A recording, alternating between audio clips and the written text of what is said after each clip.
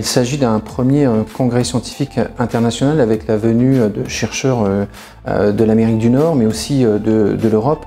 Il était important pour nous de réaliser ce congrès localement pour découvrir nos écosystèmes, et plus particulièrement l'écosystème marin. Pourquoi? Parce qu'on ne le connaît pas vraiment bien et les chercheurs peuvent être amenés à nous éclairer sur les ressources potentielles et permettre la population d'y prendre connaissance, mais aussi aux porteurs de projets privés, à celles et ceux qui économiquement ont envie d'investir pour le territoire.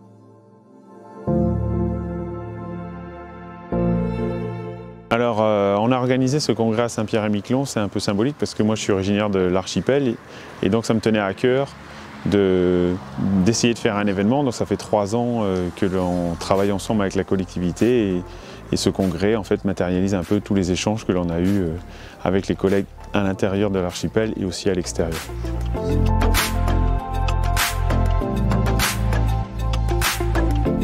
Pour ce premier congrès, on a donc identifié 4 thèmes: pêche, aquaculture, sciences participatives et éducation et biodiversité aquatique.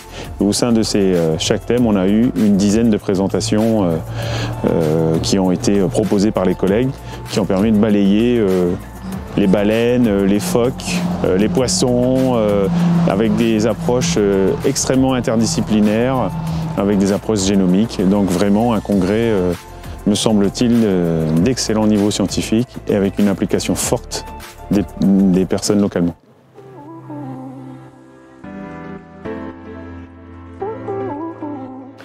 C'était vraiment important pour moi de venir à ce colloque pour 2 raisons. D'abord parce qu'il y a beaucoup de présentations sur l'état des ressources halieutiques et des pêches dans l'archipel ou autour de l'archipel.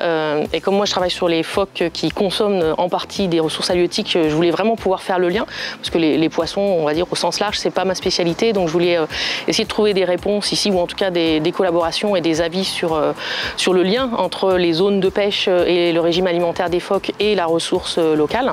Et puis l'autre raison, c'était parce que je tiens vraiment à ce que les résultats du projet qu'on est en train de mener soient présentés régulièrement, même si là le projet n'est pas terminé, qu'on puisse présenter les résultats intermédiaires aux acteurs locaux et qu'ils puissent avoir au fil de l'eau les résultats de ces recherches, donner leur avis et faire des commentaires sur les premières recherches et éventuellement orienter la suite du projet.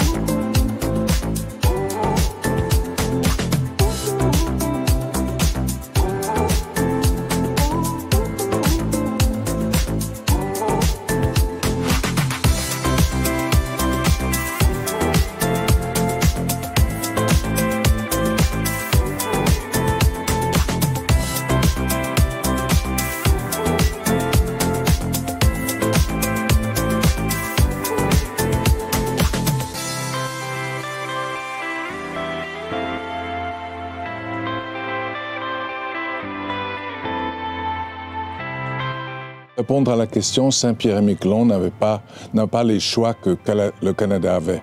Le Canada peut se permettre de détruire toute la pêcherie de Terre-Neuve et les autres provinces vont s'occuper des gens qui ont maintenant plus de travail. Ici, c'est autrement. Saint-Pierre-et-Miquelon ne peut pas se permettre de tout perdre. Et en fait, une pêcherie orientée sur la production de masse, de volume, c'est quelque chose de trop, c'est risqué. C'est plutôt d'une pêcherie artisanale, elle peut perdurer et la production en aquaculture de produits de haute qualité, de quelques produits de haute qualité, c'est une solution bien meilleure qu'essayer de produire des énormes quantités d'un produit bon marché.